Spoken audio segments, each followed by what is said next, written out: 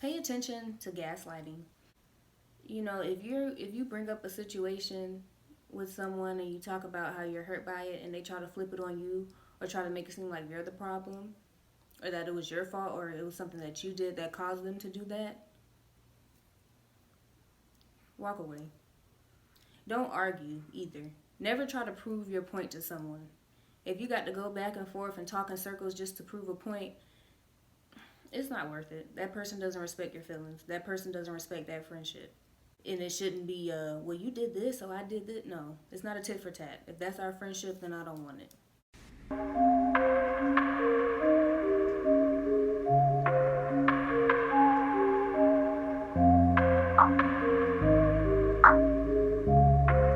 Hey everyone, welcome back to my channel, and thank you for tuning in for episode 2. So as you could tell from the title, I'm going to be discussing my past friendships, how they hurt me, and what I learned from them. Let me just start off by saying I've always been a people pleaser. I don't know where this came from, but it started early from my earliest childhood friends. I remember I would always, you know how when you're younger you have your friends that where you're fighting every minute. One day you friends, the next day you not. Then the next day after that they coming back to the house to come get you outside. That's what I always had. I've always been the one to bite my tongue and to not, speak up or stand up for myself. That was always an issue for me. And, my mom would get on me a lot about it because I would kind of let my friends just treat me however and decide when they wanted to play with me, when they wanted to be friends, when they wanted to cut it off. And then I'd be right back as soon, as they apologize or if they even apologize. I was at their disposal. And, when I was younger, I didn't realize what my mom was trying to tell me. She would try to help me understand how important it is to stand up for myself and to not let people walk all over me. And, how, some of my friends were taking advantage of me and it's going to continue if I allow it. But, at the time I was just young, so I didn't take it into consideration. Now that I'm older, I understand completely what she was trying to teach me in that moment. And it followed me. That same pattern that I had when I was younger of not standing up for myself, it followed me throughout, my teenage friendships and my adult ones as well. I just didn't like any kind of conflict. So pretty much I just allowed whatever was given to me.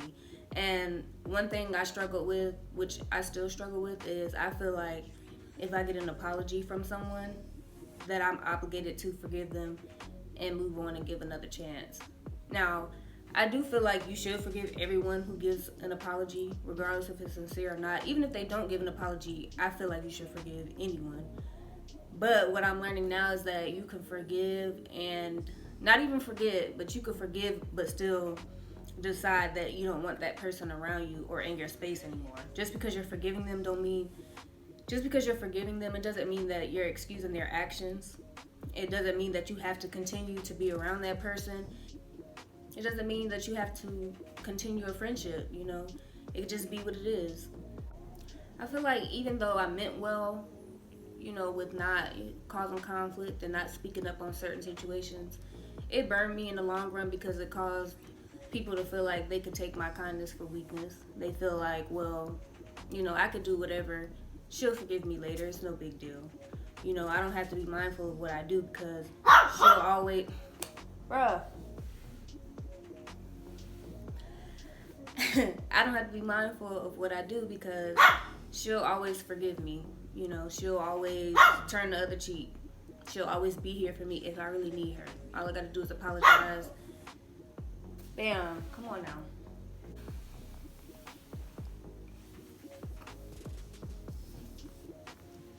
Just wanted attention. Anyways, and the worst part about it is when I got an apology each time, I really felt like things would change.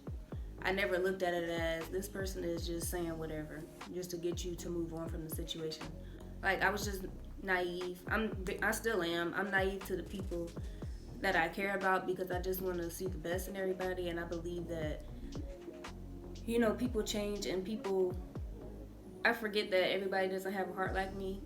And everybody says that, and that's Not saying I'm perfect and I'm a perfect friend, because I have my faults too, but it's just certain things that I would never do to somebody that I claim to be friends with, and I expect that in return. But I had to realize everybody doesn't follow that same code. A lot of people don't know how to be a friend. Some people do mean well, some people do actually care about you, but can they actually give you a healthy friendship? Some people are toxic within themselves. Some people are toxic in their romantic relationships, they're toxic with their family. So, a lot of times they really don't know, they don't realize exactly what they're doing that's causing, the conflict. But then also, another thing I had to learn, some people know exactly what they're doing. And they know exactly the kind of person you are, and know that you're just going to continue to allow it. And that's really unfortunate because, I take my friendships very seriously. I try to give everybody the benefit of the doubt, but it's heartbreaking when you have to turn your back on someone that you really cared about because, they're hurting you. And then you just have to realize that, it's only so many conversations that you can have. One important thing to remember is that nobody's obligated to your friendship. Nobody's obligated to nobody's obligated to you, period. You don't owe anybody anything. You don't have to have anybody in your space, that doesn't bring you peace or more happiness. A good rule is, if you finish talking to someone or hanging out with someone, you feel drained after, or you feel worse than you did when you went to them to talk, or it's one-sided. Maybe you're giving too much, and then when you need them, they're not around, or you're not getting the same thing in return. You have to let that go because it does more harm to you. You can't put other people's feelings above your own. Again, self-love, putting yourself first, paying attention to your needs. It's not about how someone else is going to feel. And somebody can do the worst thing to me, and I'll still think about, how they feel with me cutting them off. Or I'll think about or I'll still feel bad. I'll feel bad cutting them off. Like, oh, maybe I hurt their feelings, maybe this time they were serious. Maybe they do actually understand how they hurt me and won't do it anymore. But there's only so many chances you could give. And, maybe it was just your job to teach them, not to do it with the next person. You don't have to keep allowing someone in your space, and that's the hardest thing. That's a hard thing to realize because, especially when there's time involved, I've had a few friends that I've kept around longer than I needed to just because of time invested. You get so used to, well, we've known each other for X amount of years, and, you just feel, society almost makes you feel guilty for cutting that off. A lot of times we stick things out just because we feel like we've invested so much time and, that person becomes a part of you. You can't imagine your life without this person that you've done all these things with and you have all these memories with. But just because you've had time together doesn't mean that you can't create new memories with other people or other friends. Or sometimes friendships just run their course. We grow up and we grow into different people. The people that you're cool with when you're in middle school or high school or college, once you start getting over that 25 bracket and, you have real problems, you got people, having kids, getting married, life takes us in different directions and they just don't always align with, the people that we've grown up with. And that's okay. So never feel like just because you've always been friends with someone that you have to stick around, and don't feel guilty for walking away. And also, just because you do cut a friendship off doesn't mean that there's beef or, it's a vendetta. You can still root for somebody from a distance. I do that all the time. Anybody that I'm not friends with anymore, I promise there's no beef. I'm still going to wish somebody well, even if they're not in my immediate circle. I still want to see them win. I'm not secretly praying for sabotage. If I had love for you, I most likely still do. I just realize now that it's just certain things I can't allow in my life in order for me to grow and in order for me to learn in order to respect myself, I have to make others respect me. I have to set boundaries. I can't let people just do whatever because in the end, that's my fault if I allow it. You can't complain about something that you're allowing. You teach people how to treat you. You teach people how to treat you. If you don't respect yourself, if you allow people to come in and out your life, if you let people talk to you any kind of way, you let people ask you for favors, and you still continue to do it even though you know they're not going to do the same, then you're to blame. You can't even be mad at others. I've made plenty of mistakes with my friendships in the past, but I learned from each one. Now I know what not to do. I know how to stand up for myself. I know how to speak up when something bothers me instead of just holding it in and brushing things off or bringing it up later or letting it build up, and then that causes resentment in the friendship, so speak up on things.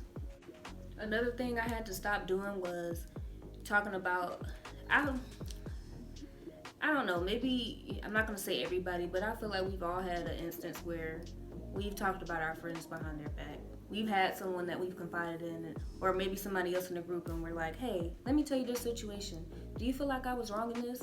It's not in a way of, trying to be sneaky or trying to be shady, but sometimes you just need an outside point of view from somebody who knows both of you guys. While sometimes it can be helpful, but what I found the most helpful is that instead of picking up the phone to call your friend, like, girl, guess what she did again? Pick up the phone and call the person that you were going to talk about, and have the discussion with them and say, hey, you know what? You've been doing this and I don't like it. Or I told you that I didn't like it and it's still happening, so, what's the issue? Because you could talk about that person to your other friends, but it's not really resolving anything. And then when y'all do link back up, then it's tension.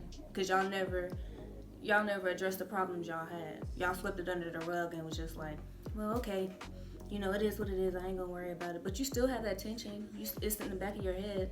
You still feel some type of way.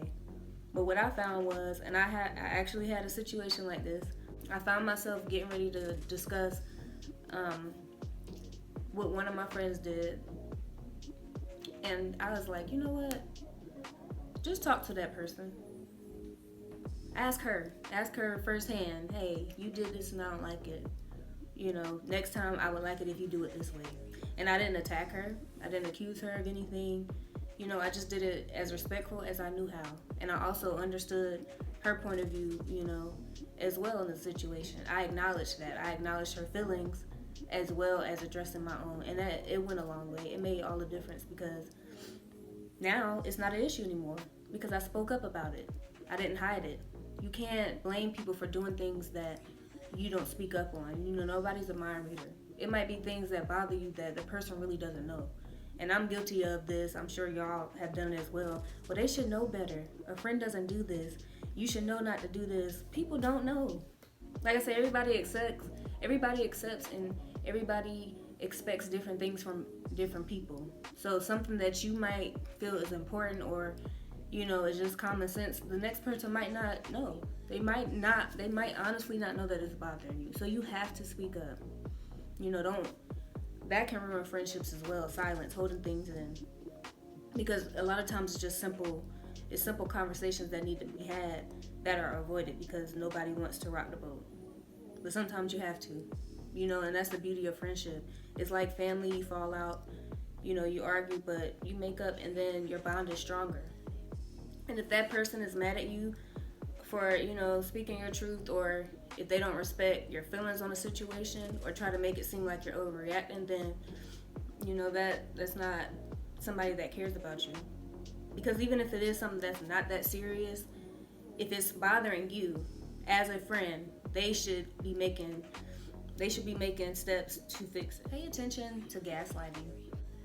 If you bring up a situation with someone and you talk about how you're hurt by it and they try to flip it on you or try to make it seem like you're the problem or that it was your fault or it was something that you did that caused them to do that, walk away. Don't argue either. Never try to prove your point to someone.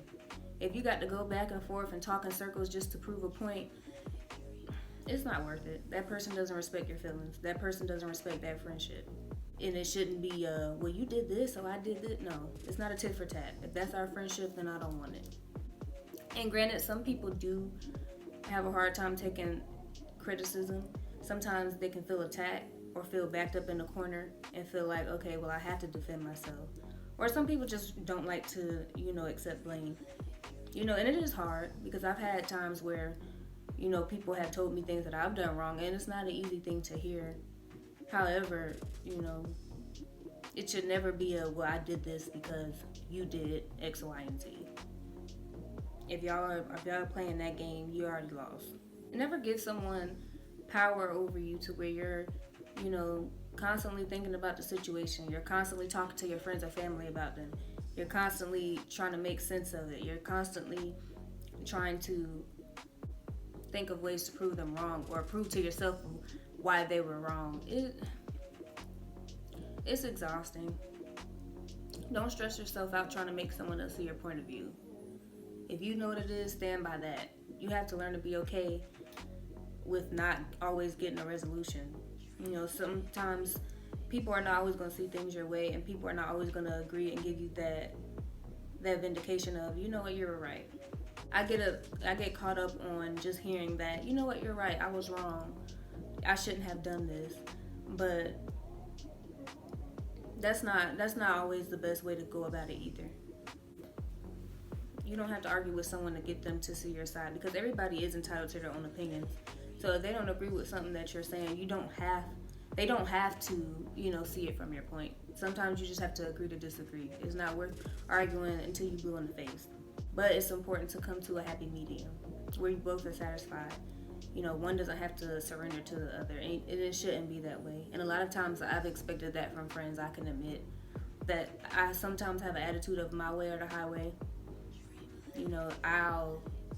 I'll go through lengths to just prove that I was right. I hate to be wrong in a lot of situations, especially when it comes to conflict, because I don't like to be the bad guy. Like I said, I'm a people pleaser. So if it's something that I have done wrong and someone brings it to my attention, a lot of times I will try to justify it and try to find a right in the situation.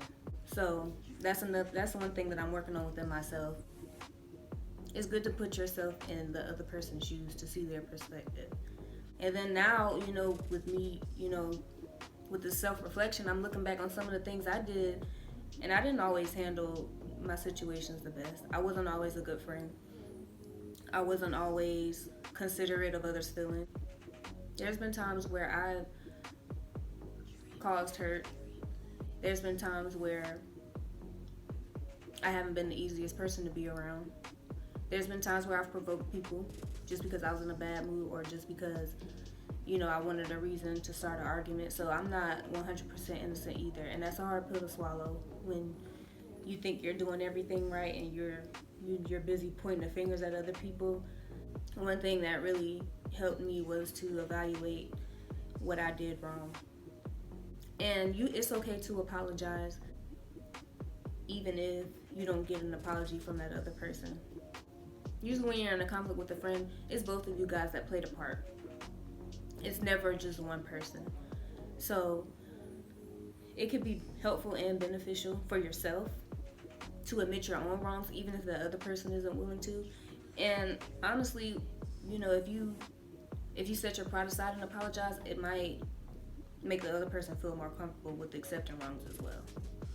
And then too, you have to remember that even if someone was in the wrong, anybody's going to be defensive if you're coming at them or attacking them. So it's not always what you say, but it's how you say it. You could say the simplest thing, but if you're saying an attitude, or you're accusing that person of something, or you're just being, your name calling, anybody's going to react to that.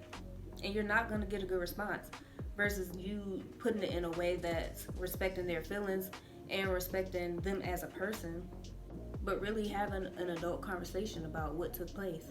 That makes all the difference. Maybe they had things that they were holding in because they didn't want to hurt my feelings. You have to take responsibility for your own actions as well. You shouldn't always be pointing a finger. I guess the biggest takeaway from all of this is that you have to protect your peace. You can't expect anybody else to hold a higher standard for yourself than you do. So you set the bar. And also pay attention to your intuition. I have a hard time trusting mine just because I know I could overreact sometimes, and I know I overthink. So sometimes I might feel like someone is out to get me, and they might have my best interest at heart. I don't know, but then I will say most of the time I'm right. Most of the time my intuition is right. If I have a bad feeling about someone, 9 times out of 10, like later on, even if it's not right away, later on down the line, it usually comes true. So, and that's another thing my therapist told me is to trust my intuition more, because if you don't trust yourself, then it's going to be hard for you to trust others as well. So I'm learning to do that and use, my own judgment. And I'm kind of getting to the point where I recognize red flags early. I could tell how someone is going to be based off of, certain things they do in the beginning. Pay attention to red flags. Pay attention to toxic behaviors. And if you do find yourself questioning a friend, a good thing to do is to pay attention to how they act with their other friends. Are they going back to you gossiping and, telling other friends' business? Are they talking about their other friends to you? If they're doing that with other people, 9 times out of 10, they're doing it to you too. So you have to, it's important to evaluate the people around you. It's important. But those are my thoughts. I thank you again for tuning in for the second episode.